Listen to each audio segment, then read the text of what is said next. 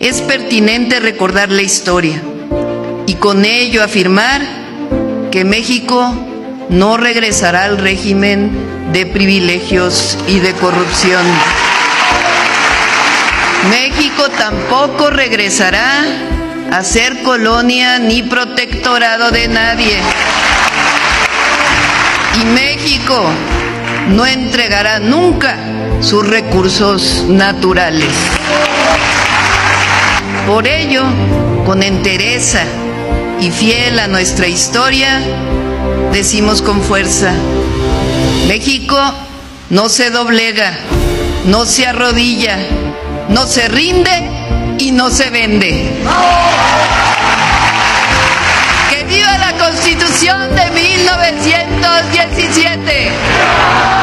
¡Que viva el pueblo de México! ¡Que viva México! ¡Que viva México! ¡Que viva México! ¿Tú votaste por Ricardo Anaya? ¿Por Alito Moreno? ¿Kenia Rabadán, la eterna plurinominal? No. Y aún así, tú les pagas el sueldo. Plurinominales, puestos que nadie elige, pero todos pagamos. En México, millones de personas trabajan duro para pagarle el sueldo a políticos que nunca fueron elegidos. Gente como Ricardo Anaya, prófugo por corrupción, que huyó a Estados Unidos y regresó gracias al fuero. O Cabeza de Vaca, con denuncias por desvío, lavado de dinero, buscaba un puesto plurinominal. ¿Y quién los coloca ahí? Sus amigos del PRI y el PAN. Porque los plurinominales son el refugio perfecto para la impunidad. Mientras tú pagas impuestos, ellos se protegen con trajes de legisladores. Marco Cortés, Alito Moreno, Kenia López, Mariana Gómez Lili Telles. Todos puestos por dedazo, no por tu voto. ¿Hasta cuándo vamos a seguir pagando por delincuentes con corbata? Hoy, la presidenta Claudia Sheinbaum ha puesto sobre la mesa una reforma que millones de mexicanos llevamos décadas exigiendo: eliminar los plurinominales. Que el pueblo elija, que el pueblo mande.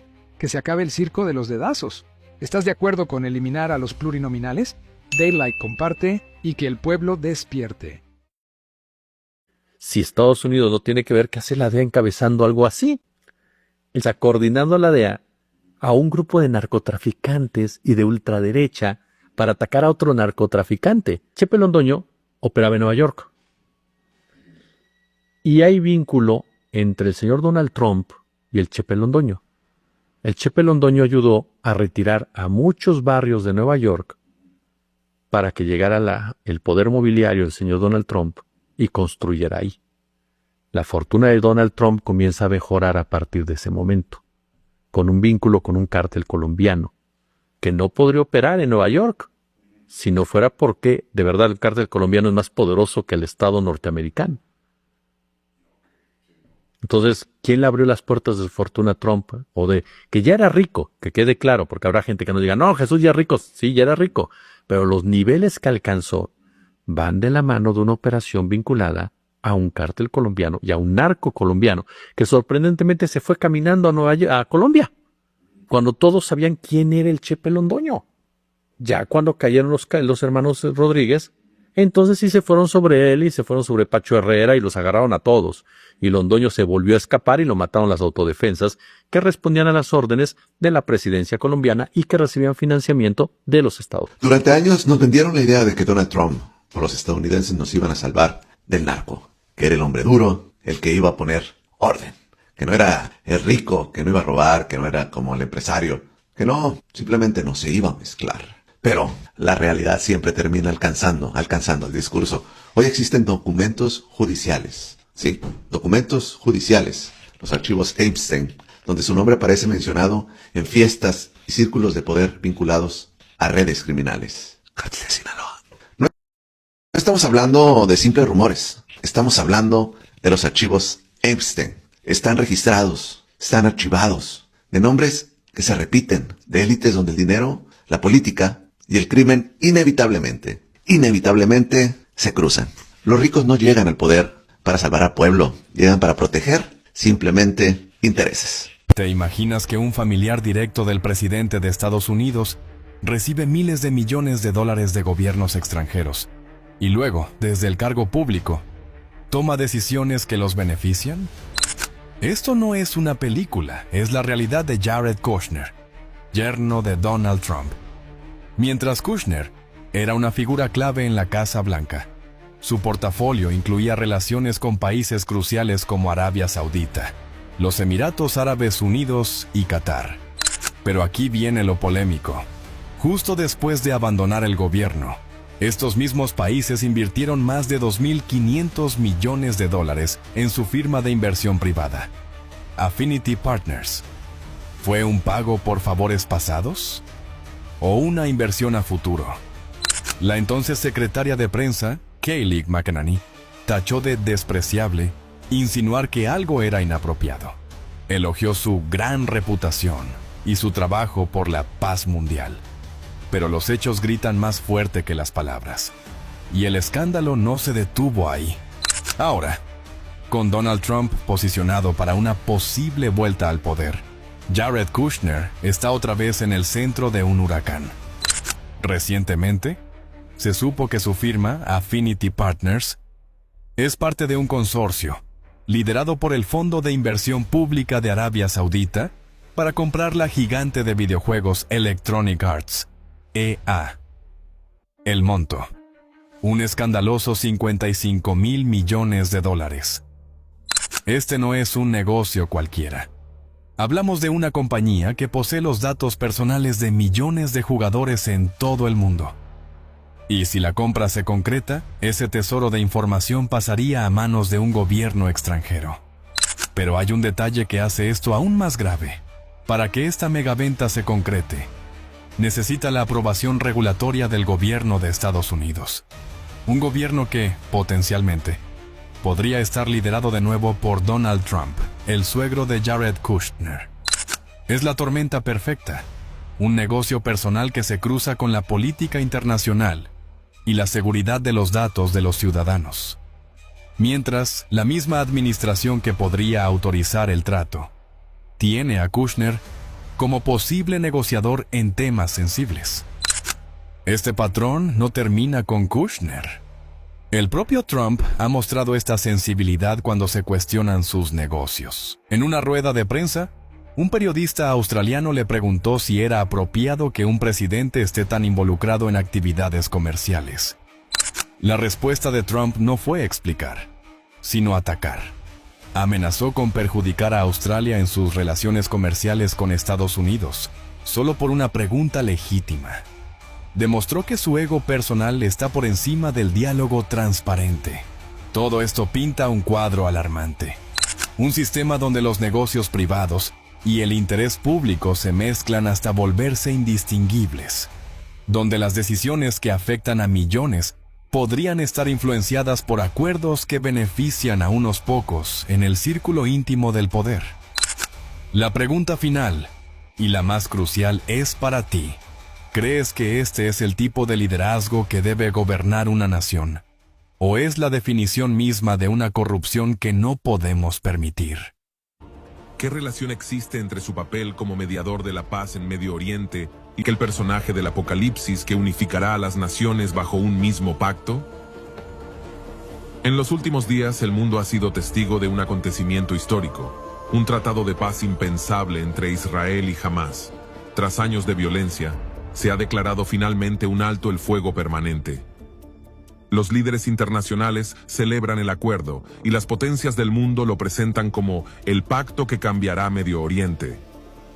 Y detrás de todo esto, un nombre vuelve a resonar con fuerza en los titulares: Jared Kushner, el yerno del presidente Donald Trump, quien en 2020 promovió los acuerdos de Abraham, ha regresado a la escena mundial como principal mediador de este nuevo pacto de paz. Sus recientes declaraciones en Tel Aviv han causado impacto en los círculos proféticos. Kushner afirmó: esta no es solo una tregua política, es el comienzo de una nueva era para el mundo. ¿Casualidad? ¿Coincidencia? ¿O cumplimiento profético? Estimado oyente, en este video analizaremos estos sorprendentes acontecimientos y veremos si el papel de Jared Kushner se alinea con la figura descrita por Daniel, aquel líder que confirmaría un pacto con muchos en los tiempos finales. Empezamos.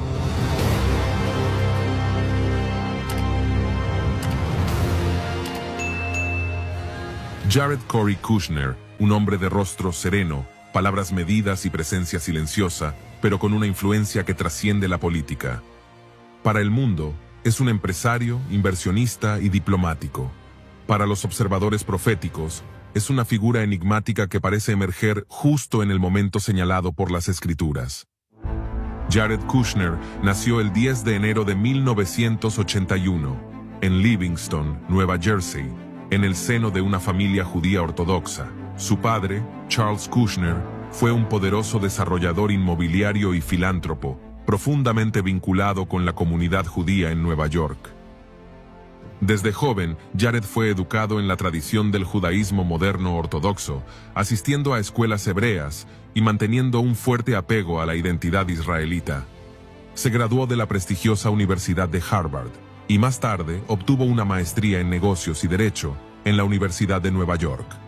Antes de cumplir 30 años, ya dirigía una de las mayores corporaciones inmobiliarias de Manhattan y adquirió el reconocido diario The New York Observer, un medio que le permitió relacionarse con las élites económicas y políticas de Estados Unidos. Pero su ascenso no sería solo empresarial.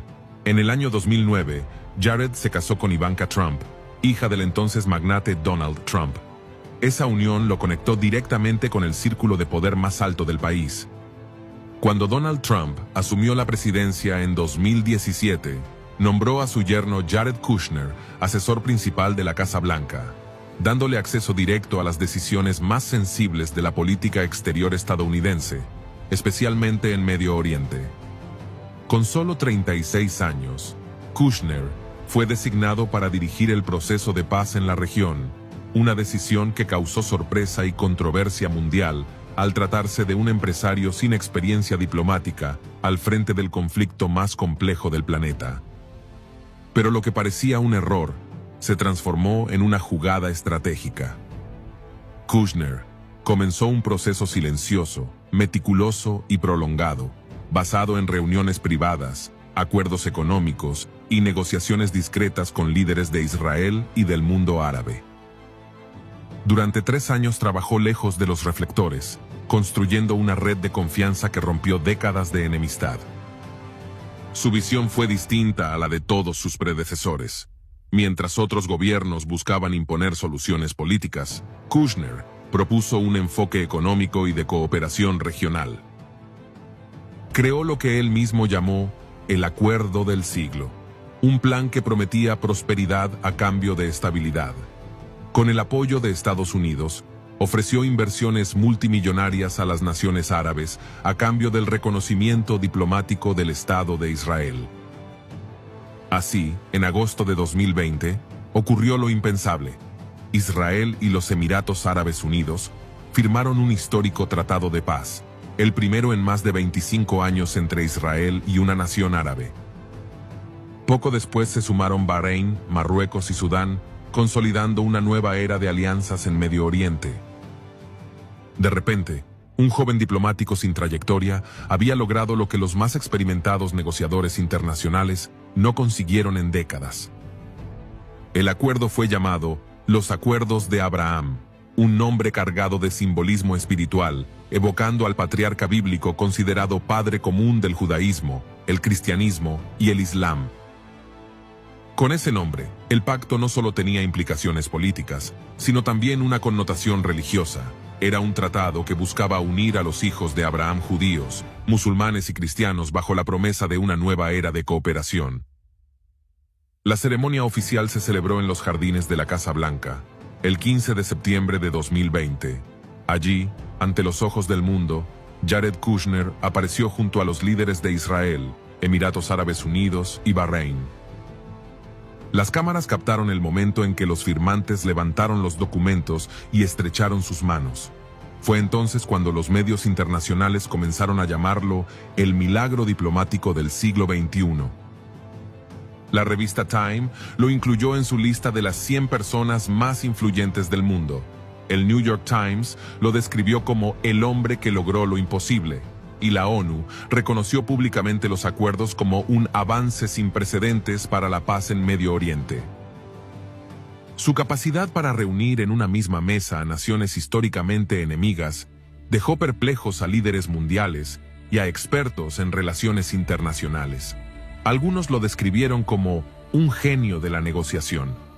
Otros lo vieron como el hombre que logró lo imposible. Pero en los círculos cristianos escatológicos, su figura comenzó a despertar un murmullo profético. Porque la profecía del libro de Daniel, capítulo 9, versículo 27, hablan de un líder que confirmará un pacto con muchos, trayendo consigo una aparente paz para Israel y sus vecinos, un pacto que marcará el inicio de los eventos finales. Notemos lo que dice el relato bíblico, y por otra semana confirmará el pacto con muchos. La semejanza entre esta profecía y el papel que desempeñó Jared Kushner no pasó inadvertida. Tras su salida de la Casa Blanca en 2021, Kushner fundó su propia compañía de inversión global, Affinity Partners, con sede en Miami, desde donde mantuvo discretos vínculos con gobiernos árabes, especialmente Arabia Saudita, Egipto, Qatar e Israel. Mientras el mundo lo veía como un empresario, los observadores espirituales sabían que su nombre aún no había desaparecido del escenario profético. Ahora bien, el año 2025 se ha convertido en una fecha clave para la historia moderna del Medio Oriente.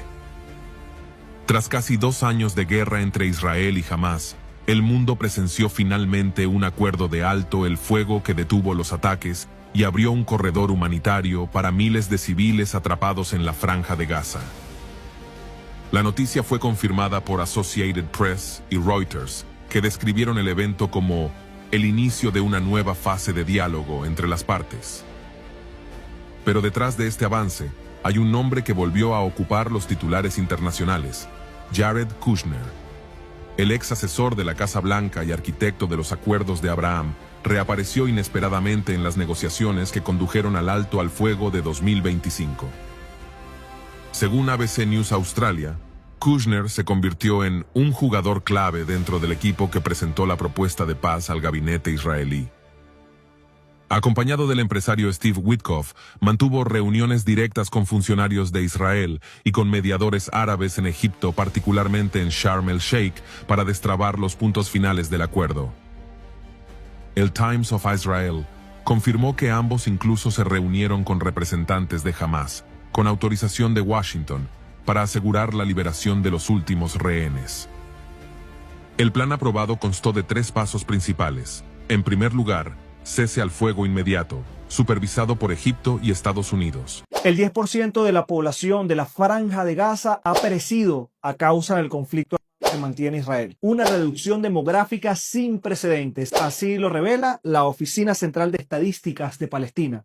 Más de 254.000 personas han desaparecido en 2 años de ofensiva israelí. Periodo de 2 años marcado por desplazamientos y también el bloqueo de la ayuda humanitaria. Y es que la caída demográfica de la población palestina no solamente refleja la violencia militar, sino también el colapso de las condiciones de vida bajo el asedio israelí. 70.942 palestinos han sido asesinados directamente por parte del ente sionista de Israel. Más de 18.500 eran niños y 12.400 eran mujeres. Por supuesto, también hay que decir que casi 2 millones de personas han sido desplazadas internamente y viven en condiciones muy precarias. Y es que el bloqueo sistemático de Israel impide la entrada de alimentos, también medicinas, asistencia humanitaria, todo esto hacia la Franja de Gaza. Esto, por supuesto, ocasiona el colapso de los hospitales, de la infraestructura civil y, por supuesto, la imposibilidad de miles de personas de tener acceso hacia refugios seguros. Y por si fuera poco, también el informe detalla que las condiciones climáticas extremas agravan la situación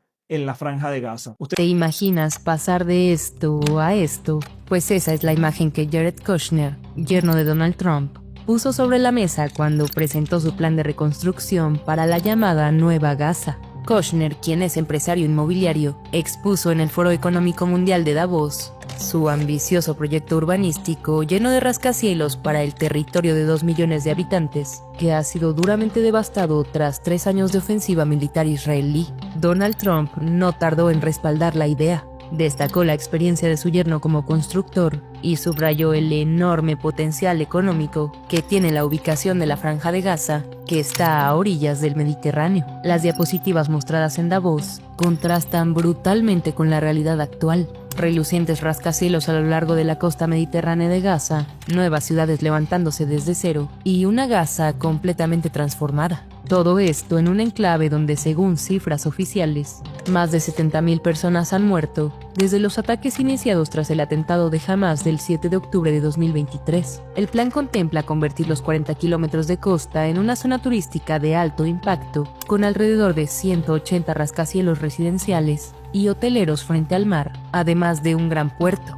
Todo pensado en atraer inversión internacional. El interior del territorio se dividiría en áreas residenciales, parques, zonas deportivas, complejos industriales, centros de datos y logísticos. Incluso se proyecta la construcción de un aeropuerto en la frontera con Egipto. Cabe señalar que la próxima semana se prevé la reapertura del paso fronterizo de Rafah con Egipto, según dijo el nuevo comité tecnocrático que gobierna la franja. Kushner estima que se necesitarían al menos $25.000 millones de inversión para un proyecto que aún no tiene fecha de inicio, pero que, de acuerdo con el plan maestro, se ejecutaría en 4 fases. Se comenzaría en el sur, se avanzaría hacia el norte y el último punto a construir sería la ciudad de Gaza. La primera ciudad en levantarse sería Rafah, en el sur del enclave y que ha sido duramente devastada por los ataques israelíes. Una de las imágenes más llamativas del plan muestra una nueva Rafah con avenidas arboladas, glorietas, más de 100.000 viviendas, 200 centros educativos, 180 espacios culturales y religiosos y 75 centros médicos. El equipo de Trump proyecta que esta reconstrucción podría impulsar la economía gazatí hasta los $10.000 millones en 2035 y generar más de 500.000 empleos. Durante su presentación, el yerno de Trump fue tajante. Aseguró que no existe un plan B para Gaza y condicionó cualquier avance en la reconstrucción al desarme total de Hamas. Sin embargo, la situación sobre el terreno hace, por ahora, poco viable este plan presentado en Davos, que además carece de fechas concretas y de detalles sobre sus posibles inversores. El plan de paz de Trump para Gaza, que arrancó en octubre pasado, contemplaba un alto el fuego, la entrada de ayuda humanitaria y la liberación de todos los rehenes del grupo islamista palestino. Sin embargo, los ataques israelíes continúan y Hamas, por su parte, sigue sin entregar el cuerpo de uno de los rehenes. A esto se suma que las negociaciones para una segunda fase, que prevé el desarme del grupo islamista, avanzan lentamente mientras Washington enfrenta dificultades para encontrar países dispuestos a integrar una fuerza de paz en la zona. ¿Tú qué piensas de la propuesta del yerno de Trump para la nueva Gaza? Déjanos tu opinión en los comentarios. Los Clinton, el expresidente y la exsecretaria de Estado están a las puertas de una batalla legal que, de perder, podría incluso llevarlos a la cárcel. Hoy Bill Clinton falló a la citación del comité de supervisión que investiga el caso Epstein y cuyo líder dijo iniciará un proceso de desacato. And then we know that Bill Clinton flew on Epstein's plane somewhere around 27 times after the presidency. So no one's accusing Bill Clinton of any wrongdoing. We just have questions, and that's why the Democrats voted along with Republicans to subpoena Bill Clinton. Luego que el Departamento de Justicia publicara múltiples fotos de Clinton con Epstein, el exmandatario afirmó que en ese entonces desconocía que Epstein estuviese involucrado en delitos con menores y exigió que también se publiquen las que hay con Donald Trump. Por su parte, Hillary Clinton tampoco comparecerá a su cita en el Congreso y dijo a través de un portavoz que no tiene nada que ver en el caso. En esta carta, la pareja explicó que se negó a declarar porque la citación es parte de una maniobra del presidente Trump para avergonzar a sus rivales políticos que busca encarcelarlos y que se defenderán enérgicamente, pero están listos a enfrentar cualquier resultado. Los Clinton añaden que no se presentan según recomendaciones de abogados, que según Joseph Maloof indica que ya se están defendiendo. El desacato es decir, no se me da la gana hacer lo que ustedes quieren. Los Clinton están siguiendo los consejos de sus abogados. Eso es muy diferente. El demócrata Maxwell Frost, que votó a favor de la investigación Epstein, no solo quiere saber de los Clinton. Cualquier persona necesita venir aquí al Congreso, tú sabes, hablar con nosotros. ¿A qué pasó con Jeffrey Epstein? Necesitamos hablar con Pam Bondi, necesitamos hablar con, tú sabes, cada persona en la Casa Blanca. El Departamento de Justicia tenía hasta el 19 de diciembre para entregar todos los archivos de Epstein y solo ha entregado una parte. Saludamos a Cristina Londoño en Washington, D.C. Cristina, en casos como este de desacato, ¿cuáles pueden ser las consecuencias? ¿Incluso la cárcel está en el escenario? Claro que sí, Julio, lo vimos recientemente. 2 asesores del presidente Donald Trump, del primer gobierno del presidente Trump, Peter Navarro y Stephen Bannon, ellos se negaron a declarar en el comité que estaba investigando lo ocurrido el 6 de enero, enfrentaron multas de miles de dólares y ambos fueron sentenciados a 4 meses de prisión cada uno. Así que no es solo una amenaza, Julio. Pero repito, la lista de Epstein no es mentira. Ya nadie bombardea lanchas, ¿no? En el Caribe. Ya no hay narcos, ¿no? El cártel de los soles era mentira, señorías. Pero repito, la lista de Epstein no es mentira. Y hay algún ex vicepresidente, y no es Zapatero, ¿eh? ¿Verdad? Lo digo porque como les gusta tanto hablar de Zapatero, en cambio de esto no. Ya hay que ser vendepatrias para entre oligarcas multimillonarios que se hacen de oro, machacando la salud mental de nuestros hijos, y el presidente de su país elijan al oligarca multimillonario. Ya hay que ser vendepatrias, pero sobre todo, nuestros niños no se tocan. Pero de la lista de Epstein, ni mu. Ni mu. ¡Cuánta hipocresía! ¿Qué es más rápido, señorías? ¿Limpiar las redes sociales de pedófilos y buleros o de menores? Hombre, yo creo que es mucho más sencillo y rápido lo segundo, ¿no? That baby, who do they give the baby to? They sell the baby or just give them? They don't just give them, they sell it because they can't really, they sometimes give, but they don't just give it like borrow, like for like a rent. They give it away because sometimes families are poor. So like in Tanja, there are people who had baby children and they were really poor. They couldn't afford food for them. So if the family's doesn't have money and they got a baby, they just sell it. They eat it. How do they eat the baby? With the baby alive? No, they inject it to make it go to sleep. And then after, Papa tells us to hold a knife, and then he puts his big hand on. He pushes it into the net. And after, when it's upside down, so it's like. ¿Recuerdas el rancho secreto de Jeffrey Epstein en Nuevo México? Hoy vuelve a estar en el centro de la polémica. Nuevos documentos federales reactivaron preguntas sobre el llamado Rancho Zorro, una propiedad ubicada a 30 millas de Santa Fe. Durante más de 20 años habría sido escenario de presunto abuso, tráfico sexual y silencio institucional. Ahora, legisladores estatales quieren crear una comisión de la verdad. El objetivo, poner todo en registro, escuchar a las víctimas y aclarar qué pasó y quién fue quien lo permitió.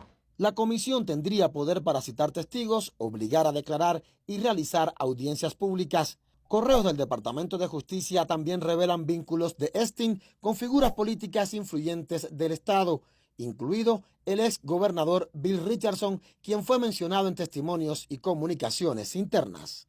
El rancho fue vendido en 2023 y ahora se llama San Rafael. Pero para los legisladores, cambiar el nombre no borra la historia. La pregunta ahora es, ¿se conocerá toda la verdad?